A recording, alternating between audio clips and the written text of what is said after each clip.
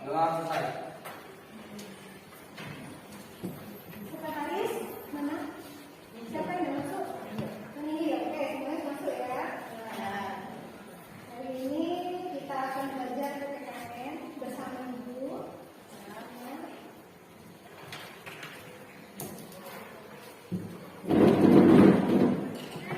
Sebelum memulai pelajaran hari ini, Ibu tanya dulu. Selamat pagi.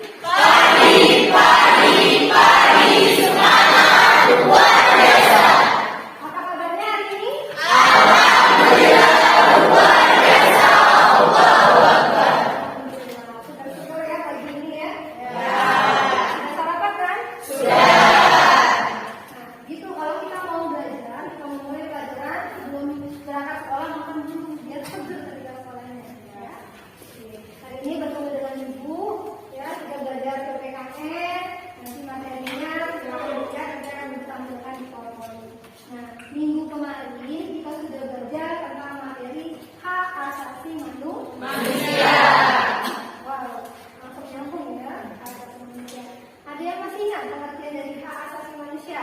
Silakan angkat tangan. Silakan Eva. Perkenalkan, nama saya Yasari. Saya akan menjawab pertanyaan dari Ibu. Apa itu hak asasi manusia? Hak asasi manusia adalah hak yang melekat pada diri sendiri sejak kita lahir. Hak yang melekat pada diri kita sendiri sejak lahir. Jadi kita punya hak, nah ya sebagai manusia itu punya hak. Jadi banyak sekali hak yang sudah kita belajar kemarin, ada hak untuk hidup, hak untuk mendapatkan pekerjaan dan sebagainya. Dan dijamin oleh undang-undang. Nah, minggu ini kita akan membahas tentang demokrasi, ya. Tapi banyak pemahaman kita ya, yang akan dibahas ya.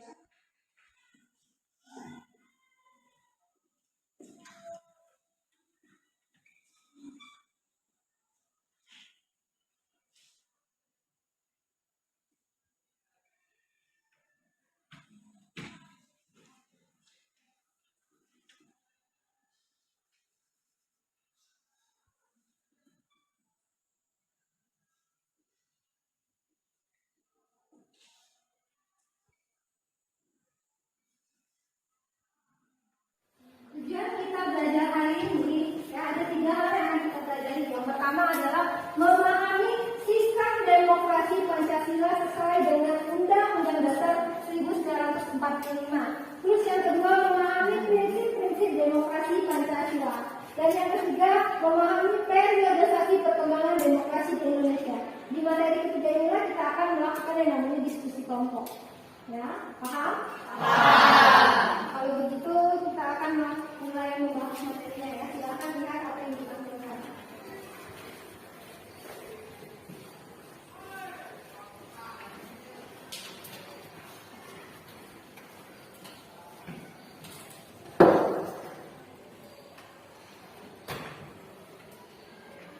Oke, ini ya, yang akan kita bahas adalah mengenai sistem dan dinamika demokrasi Pancasila menurut Undang-Undang Dasar 1945.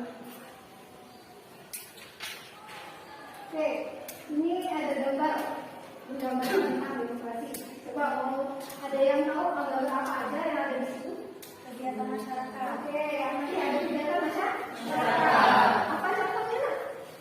Pos kampung. Ada pos kamling. Jadi masyarakat itu melaksanakan pos kamling. Jadi menjaga daerah sekitar dan pendidikan yang mendukung pos kamling ya Pak. Aman. Itu salah satu gambaran tentang demokrasi. Ya, betul. Ya. Oke, kita lanjut. Nah, demokrasi yang ada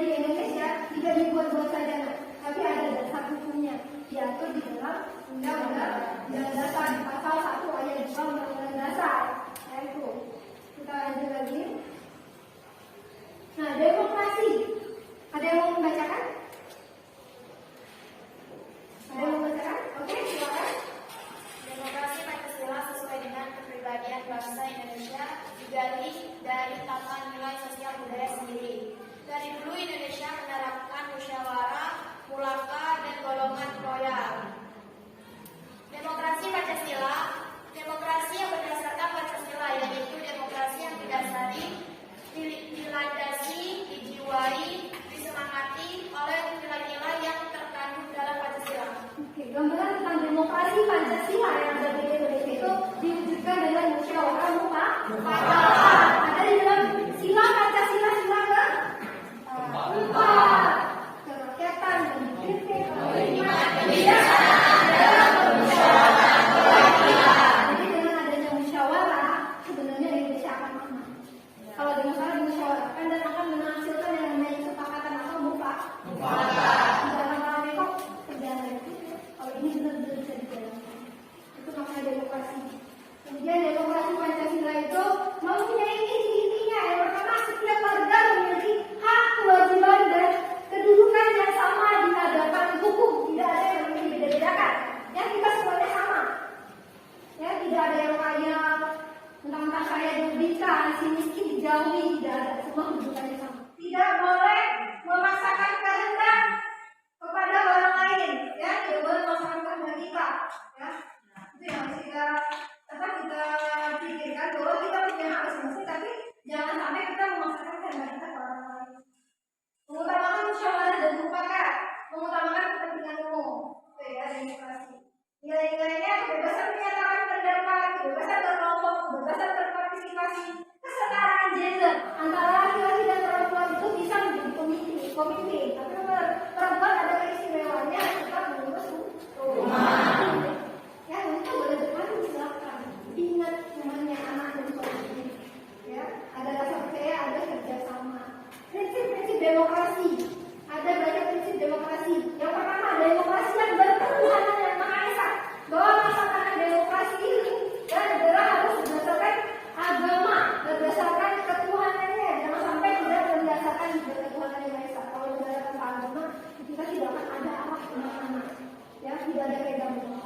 Ya, kemudian dengan kecerdasan, berkedaulatan rakyat, artinya yang memegang kekuasaan itu adalah rakyat.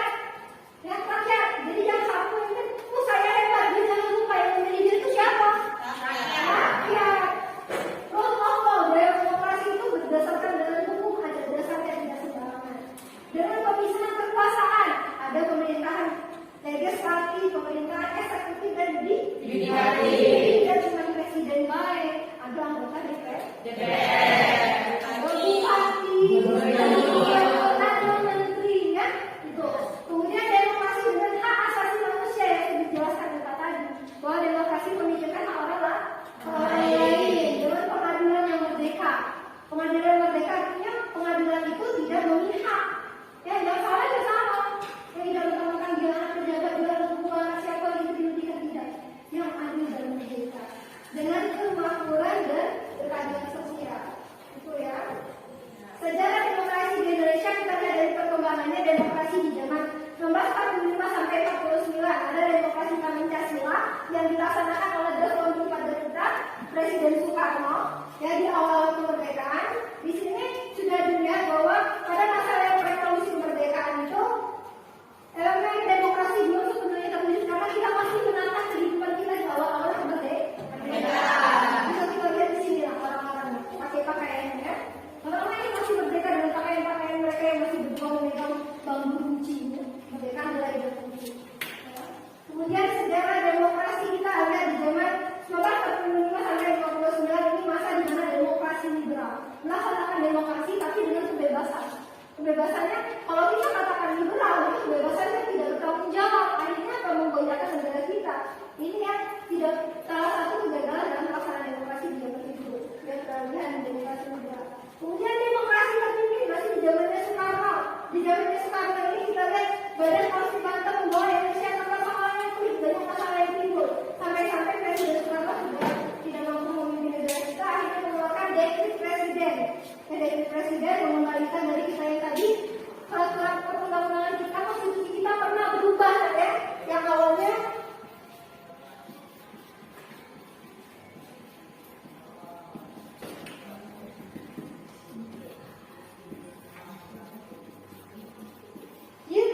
pernah 3 kali kita menggunakan undang-undang dasar di awal kemerdekaan 1945, kemudian konstitusi RIS Indonesia pernah bekerja sama dengan Belanda, kemudian kita juga menggunakan undang-undang dasar sementara yang hanya tidak lama waktu penggunaannya. Akhirnya kembali lagi kita ke undang-undang dasar 1945 yang sudah di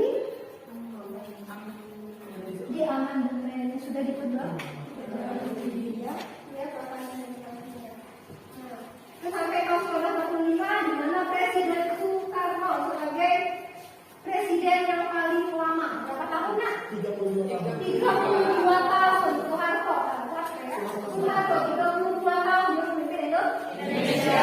Dia jatuh jadi kedudukan di tahun 1998 karena kalau dari Indonesia makin parah, perekonomian kita makin hancur. Di zaman itu nilai rupiah itu sama dengan nilai dolar 14.000. Ya. Nilai di tahun 98 tahun yang lalu. Ya. Sama dengan harga dolar sekarang Pak Lutfi, bayangkan pendidikan zaman itu. Akhirnya mulai beralih kepemimpinan pindah ke presiden.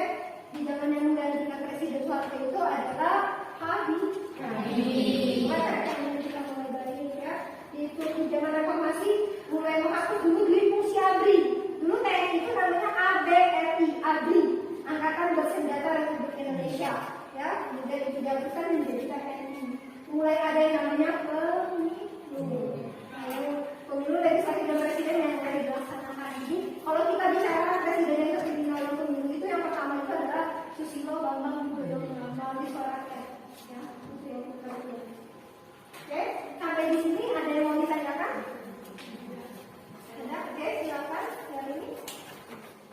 Nama saya Nandi, saya akan bertanya, jelaskan kelebihan dari demokrasi Pancasila dibandingkan dengan demokrasi yang lain. Demokrasi Pancasila dibandingkan yang lain, ada yang mau menjawab? Boleh? Tidak? Oke, saya ingin jawab. Demokrasi Pancasila dibandingkan demokrasi lain yang pernah dilaksanakan di Indonesia tadi ya.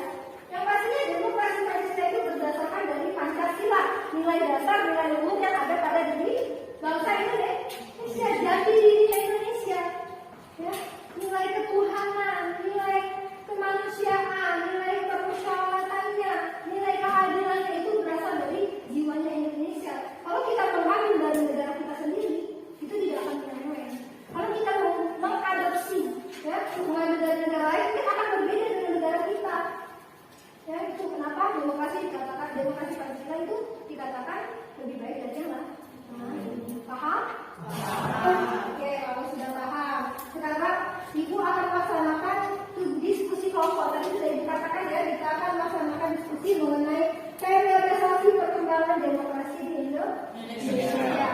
Oke, Ibu sudah membagikan dengan beberapa kelompok. Ada 5 kelompok ya. Nah, ini silakan duduk di kelompoknya masing-masing. Sekarang di sini kelompok 1, kelompok 2, kelompok 3, kelompok 4 dan kelompok 5. Silakan. Oke, bukannya di bawah ya.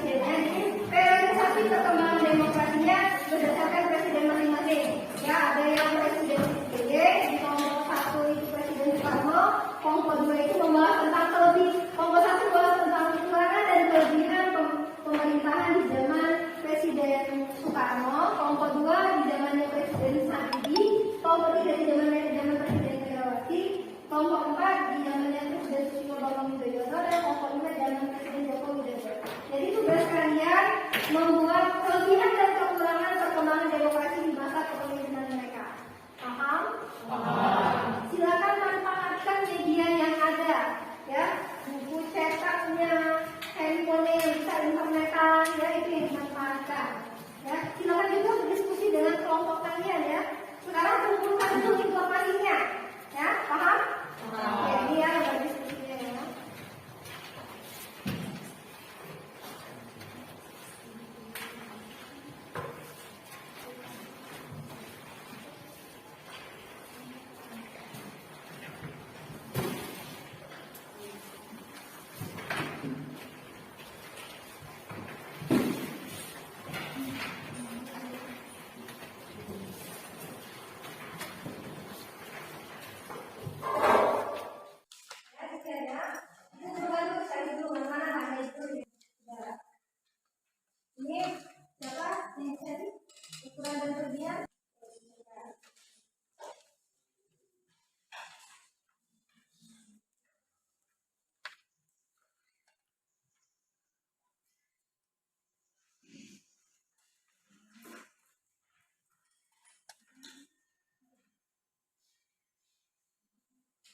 Ya, sudah selesai Pak?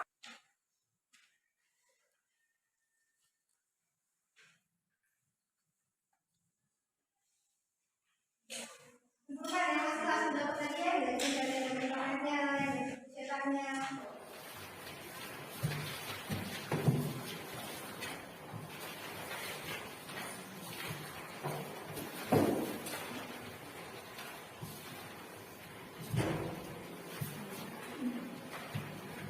Ya, silakan dibuka bukunya dicari. Badannya kan kalau tadi dulu. Dengan pemerintah siapa? Presiden Joko Widodo. Silakan bersama ya, dibuka bukunya, dicetaknya juga, dilihat.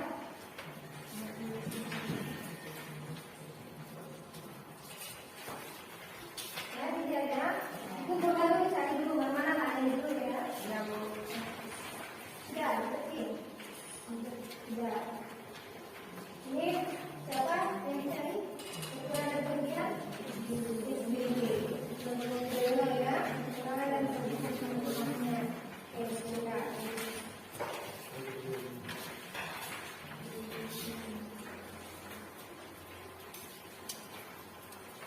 Oke, sudah selesai ya? Nah, kalau sudah selesai terkumpul informasi, silakan sekarang kalian pindahkan ke lembar jawaban diskusi kalian. Ya, apa yang sudah kalian kumpulkan tadi, boleh, silakan. Tulis ya, ditulis. Ditulis. Ini kan ada lembar jawabannya, di sini. Nah, silakan dicari ya, apa kelebihan dan kekurangannya.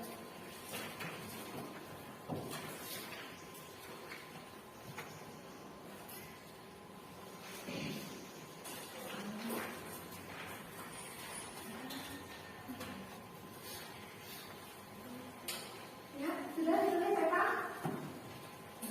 Ya, silakan ditulis ya.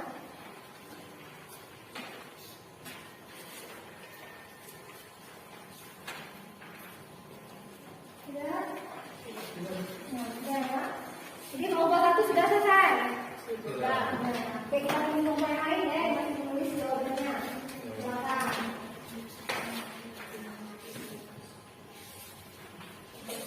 Kumpulkan yang hasil dapat tadi ya, dari pakarnya, dari cetaknya.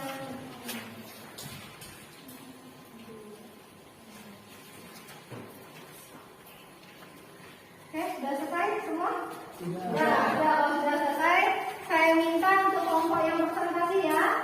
Yang lain tolong disimak, mereka presentasi. Kalau mau ada yang ditanyakan, boleh ditanyakan. Paham? Paham. Kelompok yang siap sudah kelompok berapa? Kelompok satu, oke, silakan kelompok satu maju dulu ke depan, sini ya. Silakan presentasikan hasil jawabannya.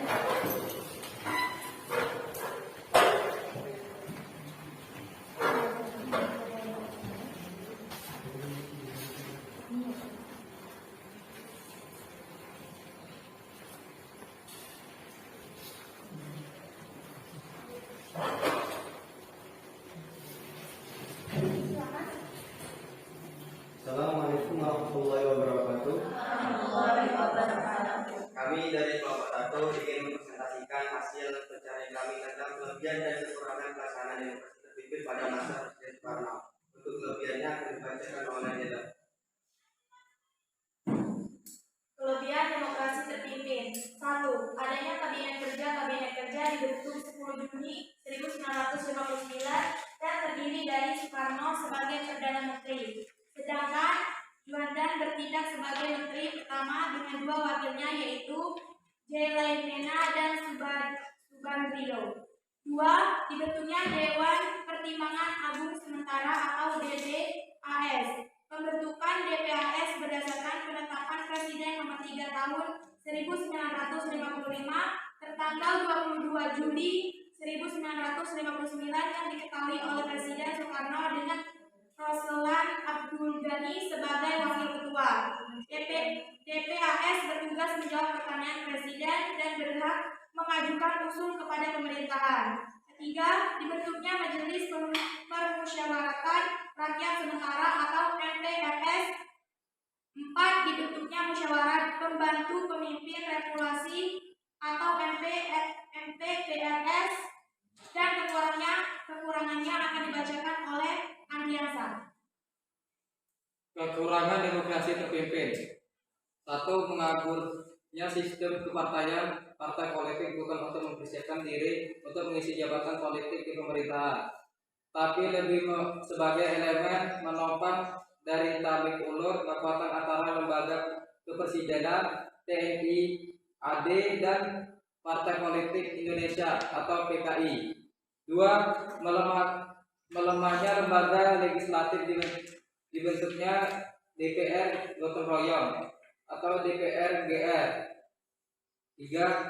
Hak asasi manusia sangat lemah. Presiden mudah untuk menyingkirkan politik yang tidak sesuai dengan kebijakan atau siapapun yang mempunyai keberanian untuk menentangnya. Beberapa lawan politik menjadi tahanan.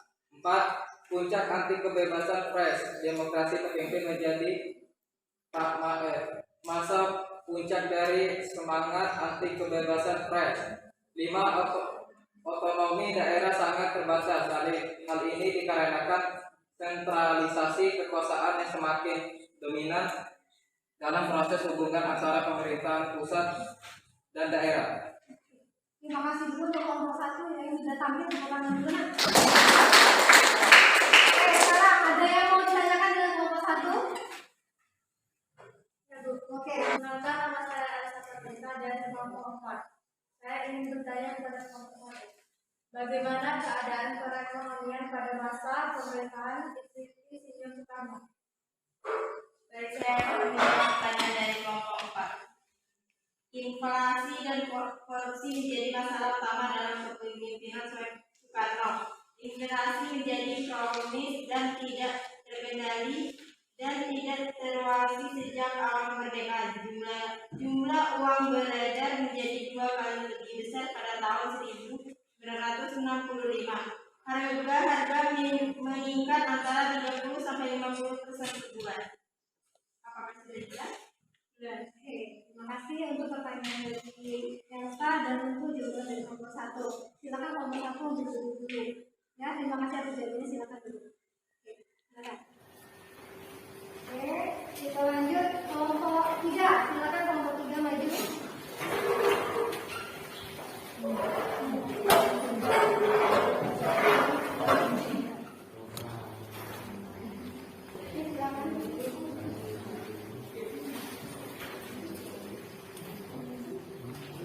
Assalamualaikum warahmatullahi wabarakatuh. Perkenalkan, kami dari kelompok 3 ingin mempresentasikan tentang sistem dan dinamika demokrasi Pancasila sesuai Undang-Undang 1945. Sebelumnya, perkenalkan, nama saya Rahmatia. Perkenalkan, nama saya Mary. Perkenalkan, nama saya Elsa Umarin. Perkenalkan, nama saya Yakin. Baiklah, pembacaan kelebihan dan kekurangannya akan dibacakan oleh Elsa Umarin. Kelebihan pelaksanaan demokrasi pada masa Presiden Megawati. 1. Mendirikan Lembaga Pemberantas Korupsi KPK pada tahun 2003. 2. Menghentikan aktivitas pertambangan Freeport di Papua karena dianggap melanggar aturan internasional tentang AMDAL, dampak lingkungan. 4. Membubarkan BUMN terkorup pada masa itu, yaitu Indosat, karena merugikan negara puluhan triliun dan banyak praktek ilegal di Indosat. 6. Menangkap 17 jenderal korup, termasuk jenderal ketua PBSI yang dicokok langsung saat Thomas Cup di Singapura, dan menangkap ketua Partai Golkar Akbar Tanjung yang terlibat korupsi dana JPS senilai 40 miliar. Kekurangannya akan dibacakan oleh Nani. Kekurangannya: 1. Tentang maraknya privatisasi BUMN. 2. Kinerja Megawati dalam memimpin pemerintahan 2001 sampai 2004 memang tidak bisa membuktikan kepada publik bahwa ia memiliki kesamaan kapasitas dengan gaya kepemimpinan Bung Karno. 3. Kekecewaan simpatisan partai dari kalangan wong cilik terhadap anggota-anggota parlemen yang tidak mengesankan layaknya wakil rakyat. 4. Sifat Megawati yang pendiam dalam memimpin pemerintah sebenarnya jelas-jelas tidak relevan lagi untuk dipertahankan. Dan dalam pemilihan presiden yang kedua, hendaknya Megawati tidak lagi mengulangi sikap di tahun 1999. 5. Penyalahgunaan kekuasaan dan korup. 6. Mengeluh dan menyalahkan masa lalu. Megawati kerap kali melontarkan keluhan, menuding dan mengemukakan apologi sebagai kesalahan masa lalu ketika situasi ekonomi, politik, dan keamanan belum menunjukkan perbaikan. Keluhan dan apologi itu seolah-olah senjatanya di dalam menghadapi tahapan kritik dari publik. Baiklah, apakah ada yang ditanyakan?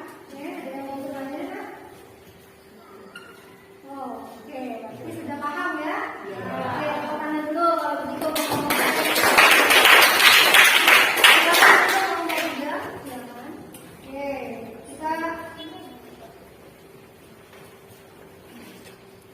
Kita sudah mendengarkan hasil diskusi dari kelompok.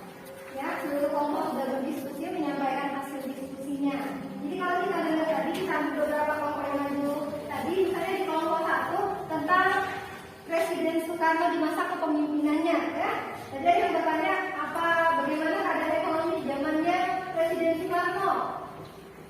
Keadaan ekonomi kita terjadi inflasi, artinya peredaran uang dengan harga barang itu berbeda, mengakibatkan peredaran uang itu banyak, ya.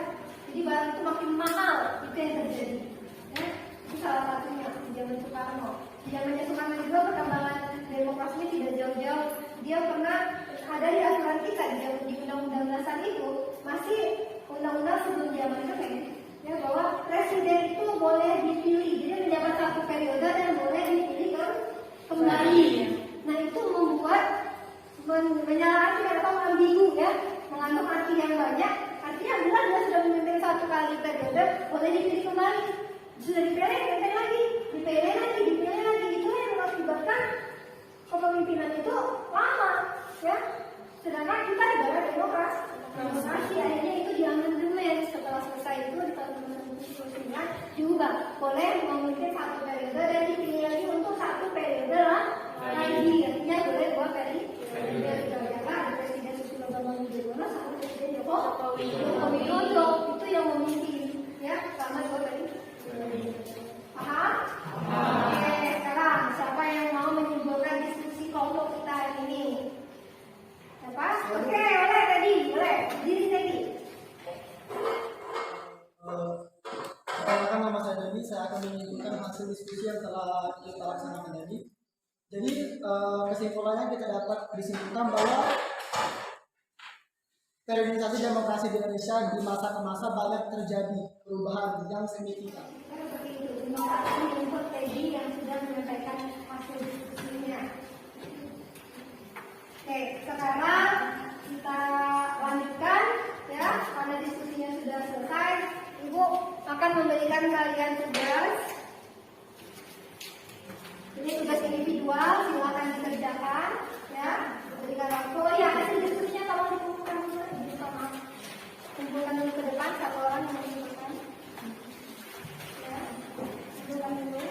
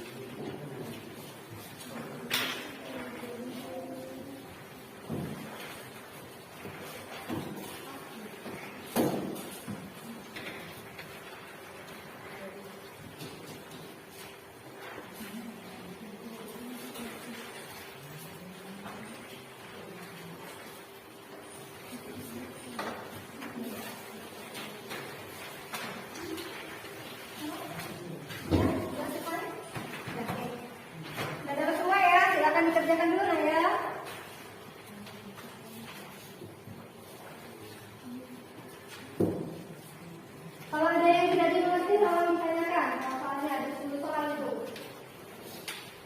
Ya, buat nama dan kelasnya ya.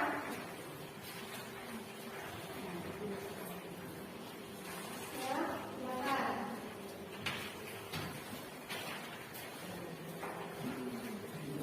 Itu ada 5 pilihan ganda, ada 5 sama pilihan ya. Pilihannya ada 5.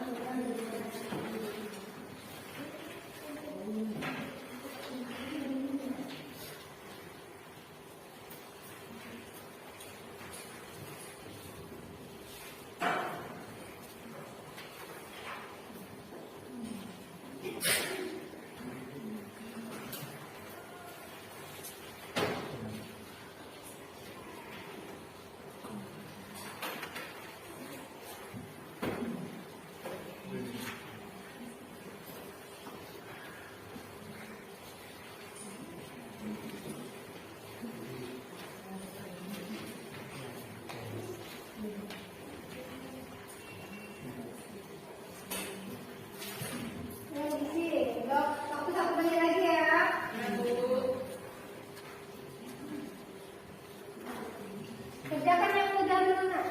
Kerjakan yang mudah dulu, boleh.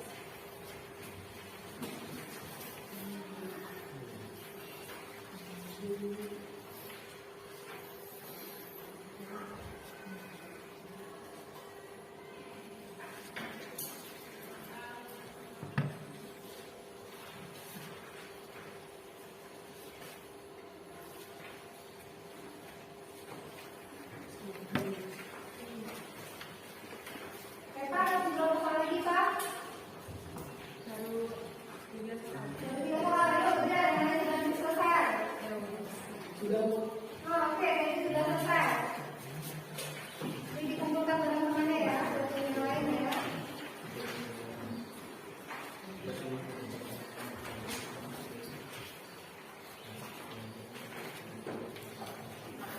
Oke, bagaimana? Sudah selesai semua? Sudah. Kalau sudah selesai semua, silakan dikumpulkan semua lembar 12. Ayo, kita katakan saja sesuai yang ingin dikumpulkan.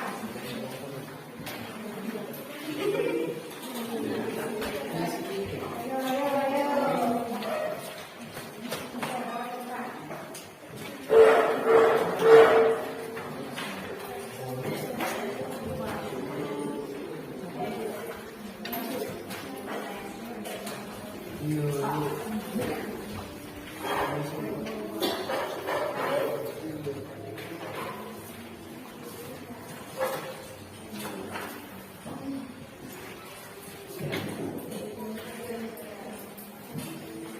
Udah ya, tadi kita belajar dari awal, sudah saya jelaskan mengenai sistem demokrasi Pancasila sesuai Undang-Undang Dasar 1945, kemudian prinsip-prinsip demokrasi Pancasila, kemudian periodisasi perkembangan demokrasi di Indonesia.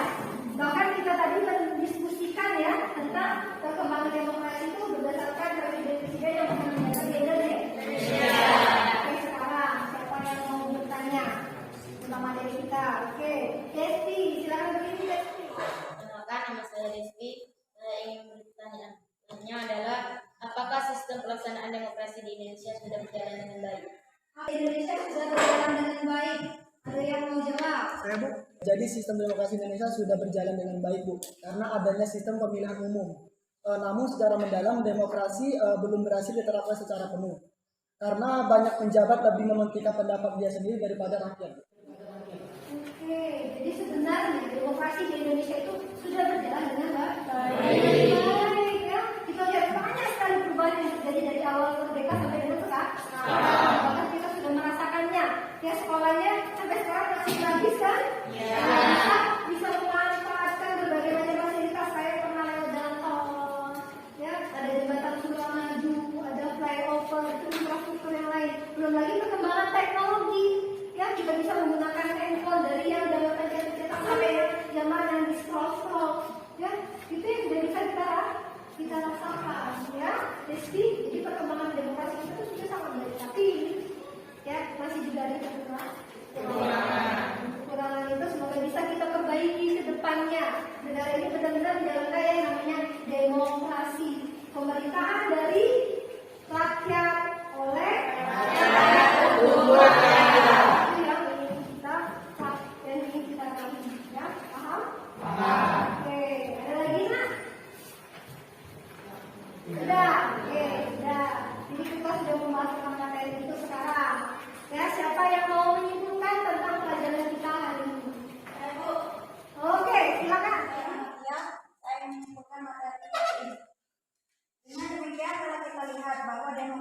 Indonesia telah berjalan dari waktu ke waktu.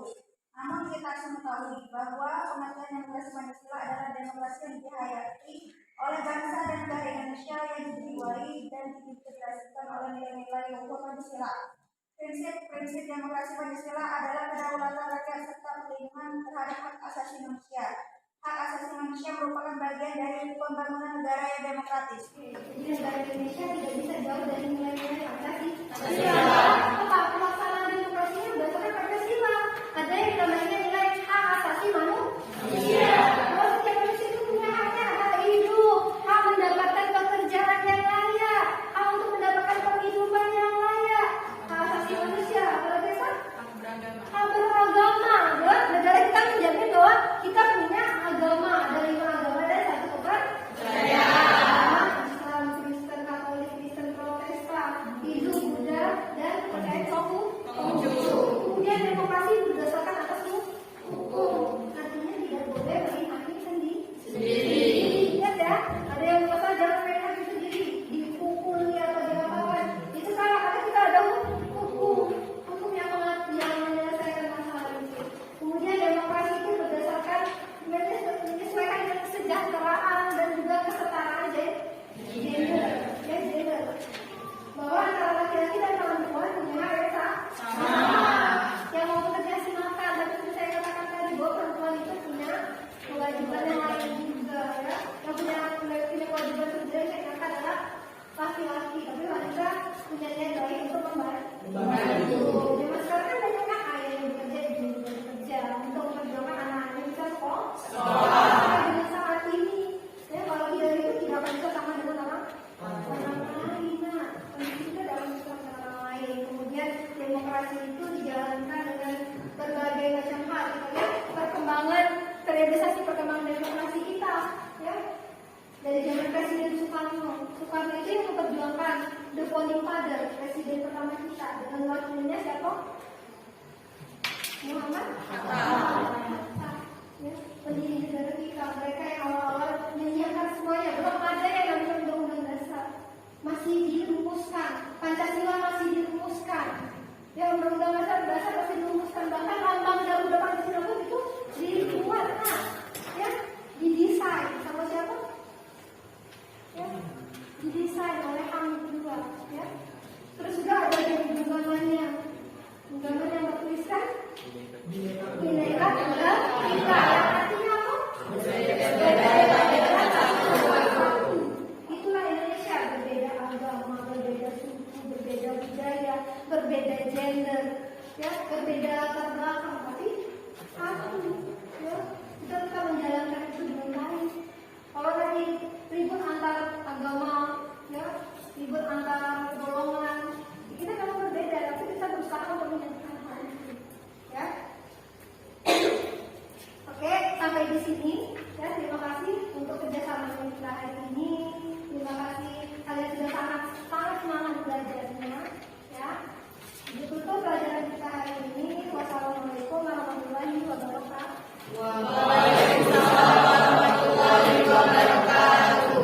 Oke, silakan disimpan dulu buku dan handphonenya, ya, simpan dulu. Simpan buku-bukunya,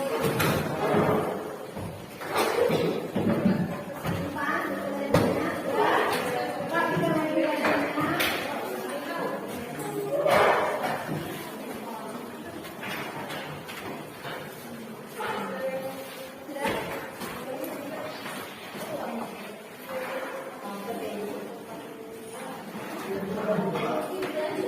Sudah semua sudah rapi, sudah rapi. Halo, jadi apa Desti sudah di rumah? Oke, sudah rapikan.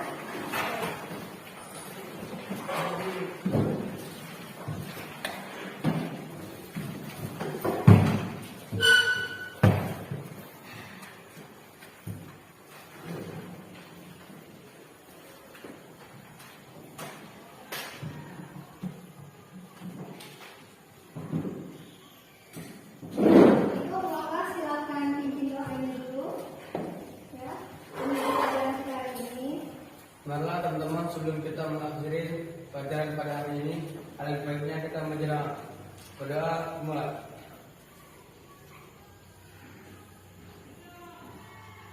Doa selesai.